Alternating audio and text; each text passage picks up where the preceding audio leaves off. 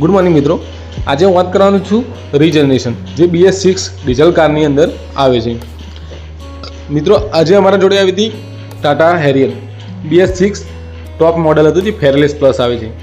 તેની અંદર check engine light તથા મલ્ટિપલ લાઇટો આવતી હતી. એ ગાડી સ્ટાર્ટ કર્યા પછી પણ ચાલુ રહેતી હતી, જે રીજનરેશનના કારણે આવતી હતી. તો અમે ડાયગ્નોઝ કરીને જ્યારે જોયું તો તેના અંદર ડીઝલ પર્ટિક્યુલર ફિલ્ટરની લાઇટ આવતી હતી જે DPF અને ડીઝલ પર્ટિક્યુલર ફિલ્ટર ફ્લોની રજિસ્ટરની પણ લાઇટ આવતી હતી.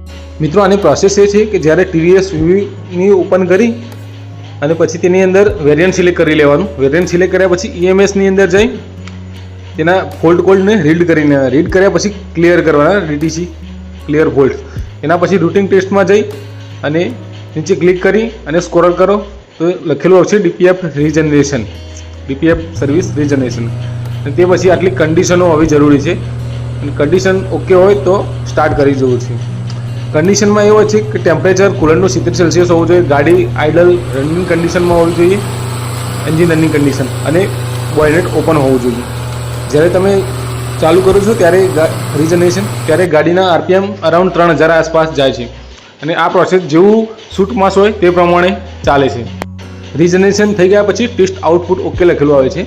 તે પછી તમે ગાડીનો આ રીતે